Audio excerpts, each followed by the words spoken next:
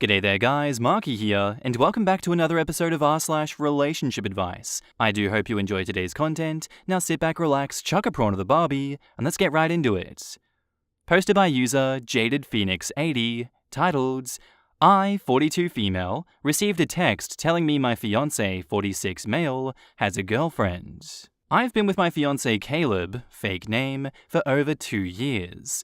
We are supposed to be getting married in August. Up until this morning, I thought we had a great relationship. No major fights, spend almost all of our spare time together. Our sex life is okay. I could use a bit more, but I'm not complaining. And I've always told him that I was game any time he wanted to. I've not noticed anything to make me question him. I've had issues with trust in the past, but I've not had any suspicions that anything untoward was going on. I received 6 missed calls at about 3:30 this morning from 2 numbers I don't recognize. I answered one and no one spoke on the other line, so I hung up. The second number then called back twice, which I ignored and went back to sleep. I woke up this morning to 2 text messages from the second number saying, and I'm going to copy and paste this, "Hey, this is Caleb's girlfriend. Name spelled incorrectly, and I've been seeing Caleb for a few weeks now, and I just thought you should know. Name spelled right." I just replied, "And who are you?" to the text.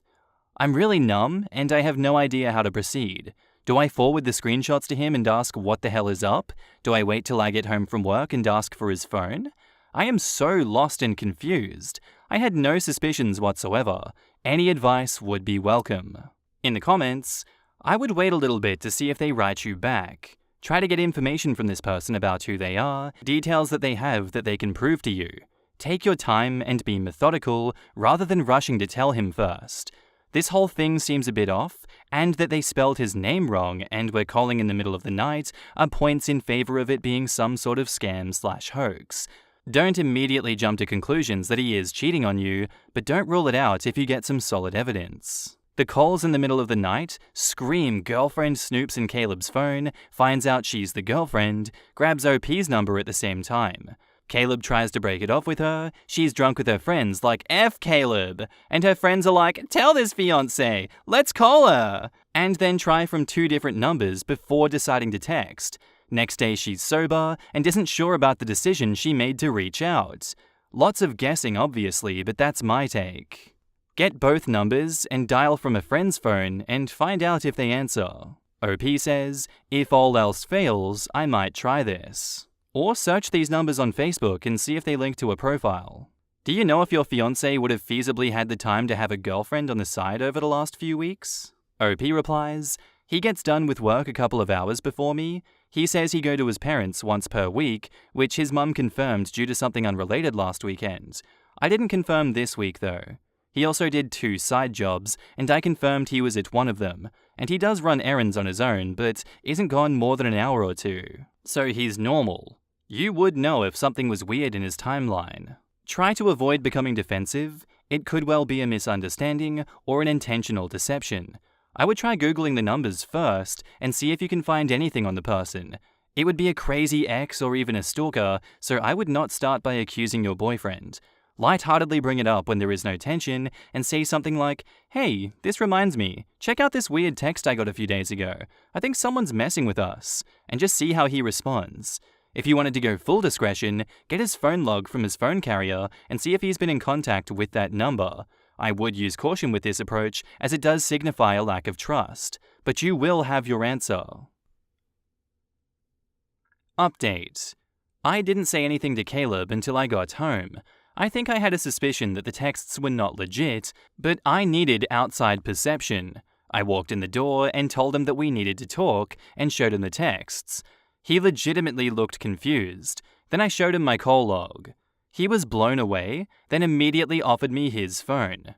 I looked through it and found nothing. No hidden apps, nothing in the trash or call logs, nothing in his gallery, nothing in his social media. I had texted the person earlier that day asking if they had any proof, by the way of screenshots, dates they were together, or photos. I wasn't salty in the messages at all, and I stated that we were supposed to get married in August. When I didn't hear back for about 8 hours, I sent another text saying I was calling BS and that I didn't know what their endgame was, but I wasn't going to fall for it. About 7:45, they got back to me. I had no idea you guys were engaged. He said you lived 2 hours away. Tell him to lose my number. I responded with, can you send me some screenshots? When did you see him last? Do you have any pics together? He is denying everything. I appreciate it. About 5 minutes later, they came back with, honestly, I have no interest in breaking up a marriage, and I should have minded my own business. We slept together a few times, and it really wasn't a big deal. I apologize for any issues I've caused. That really got to me, so my response was, you helped, but it was his choice. I would appreciate having proof. Then I sent one right after this one saying, and you should tell him yourself. After about 20 minutes, I texted that this was BS again. They responded almost right away and sent this final message. I'm at work. Can you stop? Stay with Caleb, don't. Do whatever. I wanted to make you aware of something that involved you. I thought I'd be doing you a favor, but you continuously accusing me of making up bullshit and texting me 4 times after I don't respond for more than 10 minutes is making me think that you should just keep him. Unless you've screwed over someone, I'm not sure why you'd assume that someone is effing with you. And I don't see what I would benefit from this considering he's engaged and lied to me about it and I blocked his number already. Have a good one. The tone in this one changes, and something said in a previous message changes my suspicions. I'm originally from a town about 2 hours from where I live now, but I've lived here for almost 4 years. Caleb doesn't tell people where I'm originally from. The city/metro area I live in has about 1.5 million people, and it is never asked. I was in an abusive relationship up until about 9 months before I moved here, and when we split, he displayed very stalkerish behaviors. The ex even went so far as to use a number spoofing service to contact me after I blocked him. Caleb gave up his phone easily and without hesitation. His nonverbals showed genuine confusion regarding the whole situation. The conclusion that I drew was that this is someone from my past trying to either destroy my relationship or test how strong it is. I'm thinking that whoever it is discovered that I'm in a relationship somehow and wanted to shake it to see what would fall out. We are still together and are still getting married. In the comments, Struck by Fire says, unless you've effed over someone, makes me think this is indeed your ex or someone salty from your past. It could be a former girlfriend that wanted to get married, found out that he was getting married, and then went off the rails. People who have genuine concern do not get defensive when asked for proof. This person doesn't have proof because it doesn't exist. If they did, they'd have shown you a screenshot or given you some information. Somebody likely called you on a spoof to see if you would answer and see if it's still you, and then made up a story. They might have phished your social media for your fiance's name. You're living rent-free in somebody's head. Leave them to it. OP says, I agree, and they definitely can F right off. As a whistleblower myself, my family and former friends suck, and as someone who has been cheated on, when you tell someone is cheating, you provide truth. Because of course the cheater will deny, and the person cheated on has a right to know without doubt about the cheating. When my ex cheated on me, one woman reached out with proof, screenshots, immediately, and then apologized. The ones who told you shouldn't get defensive over proof. When my ex cheated on me, the other woman and I kinda knew about each other, but both of us were just a friend to him. When I finally confronted her, initially we were both furious at each other, and even then, we gave each other proof. We later realized we shouldn't be mad at each other, but at him, and are now friends. OP's whole situation is really fishy, and sounds more like her crazy ex trying to break up her current relationship. I found out a guy I saw and was planning to see again was getting married a week before he was flying out to see me. The first thing I did when I reached out to his fiancée was send enough screenshots that it was undeniable. Providing proof is the bare minimum. I can understand not wanting to reveal your personal info, but you can definitely provide evidence without that. And OP says, I agree. Final update, we got married. On August 26th, Caleb and I flew to Las Vegas and got married as planned. Other than me getting sick with a nasty viral upper respiratory illness, which I'm still suffering from, the whole 5-day trip was perfect. My parents-in-law, one brother and sister-in-law, and 2 friends joined us. We were able to knock off some bucket list items as I've never been to Vegas before. When we got back, I asked Caleb if I should send some wedding photos to the numbers that started this mess, and he said definitely. Was it a little bit petty? Absolutely. Did I get a response back? Nope. I'm going to sit back and enjoy my happily ever after with the person whose crazy matches mine. In the comments, Icy Settings says, I just read your history. So what happens with the texts you got? I didn't really see an outcome. OP says, after the last ones I posted, nothing. They just stopped. Congrats and all that, but are you sure you can trust him and that nothing has happened?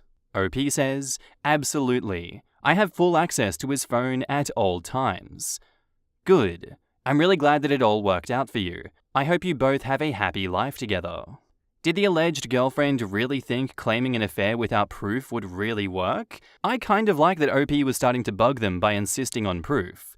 Honestly, I probably would have kept harassing them for details. If I cared enough to reach out to the other woman, I would also have no issue showing them proof, as I'd want it myself if I were in OP's shoes. I thought that would be the normal reaction, or am I wrong? He deserves to be harassed after they woke up OP originally at 3:30 a.m. and called multiple times. Nothing good ever happens after 2 a.m. I would have called those numbers from Caleb's phone. If she's legit, the calls would have been blocked. If she's lying, which I think is most likely, she wouldn't even have his number to block. Better yet, call it from a third phone on speaker at a non-obvious time and see if the voice sounds like the stalker X. Our next post is by user DodgersDudeTA, titled, Am I the asshole for refusing to take down my Dodgers gear when I live in enemy territory? I'm a fourth-generation Angelino, Los Angeles native, and a die-hard Dodgers fan. I had to move out of state because my work moved its HQ to Texas and because it was becoming too expensive to live in LA. I currently live in Houston. My wife and I effing hate it here. We regret it and we're looking to move soon. We still love LA, so we have reminders from home everywhere.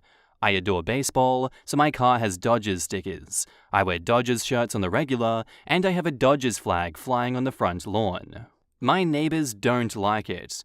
Of course they don't, because it's Houston, so they're Astros fans.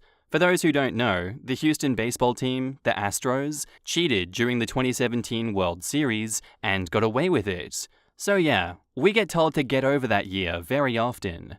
Recently, I got a letter from the HOA telling me to take down my flag because it's an eyesore. I say no way, Jose, because there is nothing in the bylaws limiting what flags I can have up. Also, my neighbors have more offensive flags up, and I don't see anyone complaining about that. I threw the letter away, but we still get neighbors telling us to get over that game and to deal with it. As for me, my wife thinks that we should take the flag down until we move, and is not happy when I told our obnoxious neighbor that we won our World Series title fair and square until you guys.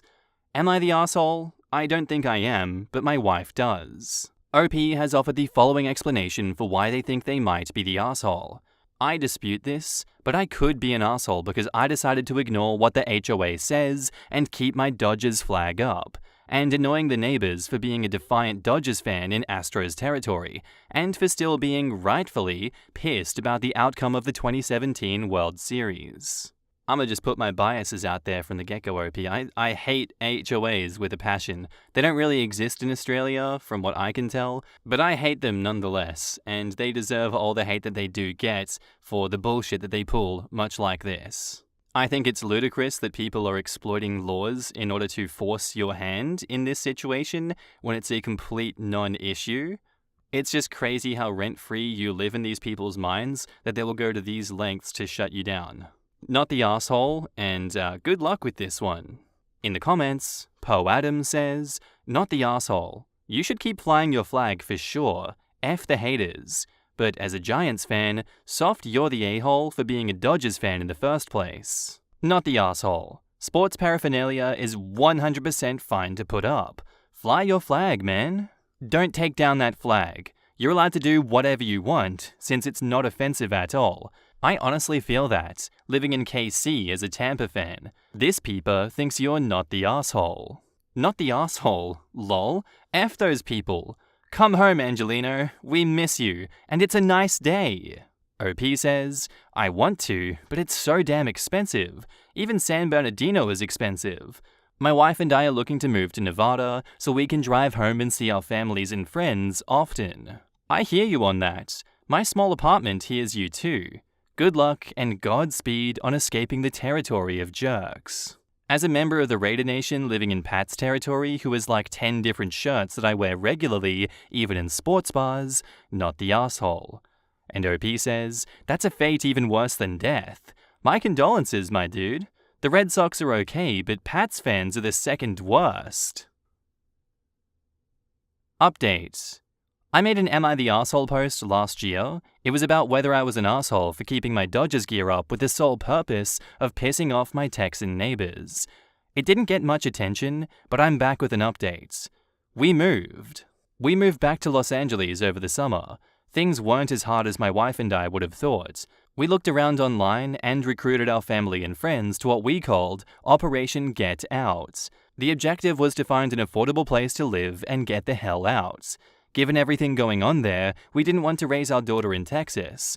Also, all of our family and friends are in California, and we wanted her to know her grandparents. With the help of my father-in-law, we bought a small house half an hour away from Los Angeles. It's a fixer-upper, but my wife has been loving the renovation projects so far. We just finished the kitchen and the nursery. My wife can't wait to tackle the living area next year. She loves getting to channel her inner Joanna Gaines. I found a new job that lets me work from home a couple of days a week so I can stay with our girl. Speaking of our girl, she hadn't been born when I made my post. My wife and I took a baby moon trip to Mexico to enjoy our last vacation before she arrived. Only that Hannah decided that she didn't want to be born in Texas and crashed the trip. I'm a little bit disappointed that we broke the cycle of the 5th generation born in Los Angeles, but Hannah is a healthy, strong little girl, and that's more important. And we have an interesting story as to why our half-Asian daughter now has a Mexican citizenship. Thank you for confirming that I'm not an asshole. Viva Los Dodgers! In the comments, Jillian O'Malley says, I couldn't love this more. Congrats! OP replies, all of our Chicano friends are obsessed too. They've been showering us with Mexico-themed baby stuff since we came back home. Our daughter's godmother wants to throw her a quinceañera when she turns 15. I just read an article on a couple who moved to Austin and then realized it was nothing as expected. Things were as expensive as California beyond the cheaper square footage. I visit Texas regularly, and usually in July due to family reasons, and I can tell you it's the one part of America that I dislike a lot. The weather is obnoxiously hot, so you're confined to indoor air-conditioned facilities. People are generally rude, you get the facade of Southern hospitality, but really, they are all passed-off people. Even my American wife is shocked when she first visited Texas, and I bring my stereotypical Canadian sorries and thank yous, and usually people can't help but respond in kind. You smile, and people respond with some sort of smile. Not in Texas. Having visited California as well, I appreciated the laid-back and generally West Coast attitude. Good decision on your part. Glad you're back in California, where you feel comfortable. But the Dodgers? Oh, hell nah. Go Padres. As a native San Diegan, I feel this. But as someone who was an A's fan, attending several thousand games over 35 years, until the new owners finally succeeded in trashing the fan base so they could move the team to a smaller market and collect money from the league, I also say, F the trash tros. Glad OP's daughter does not have to grow up in the Handmaid's Tale that is Texas today. Well, if daughter wants double citizenship, she's gonna save $25 every time she gets into Mexico and doesn't need passports, only Mex ID. We can only hope the situation makes safer into 18 years. Man, it's Texas. I wouldn't do shit to cause it stink in Texas because I don't want to get effing shot. I'm glad OP and his family got out. I'm a Giants fan. I go to spring training to see them, and I was at the '89 World Series when the earthquake hit. Even during the bad years, I bleed orange and black because they're my team, and all that said, there is no way in hell I would fly my colors in Texas, or even some parts of LA really. I like my life, and I'd like to stay alive more than I like my team. Most well-adjusted and least unhinged state in America, the land of Texas, where you fly wrong flag? Shoot. This is how I deal with my emotions, damn it. Anyway, guys, that's where I'm going to end today's episode. I do hope you enjoyed. If you did, let me know what you think of it in the comments down below, and I'll see you in the next one. Bye.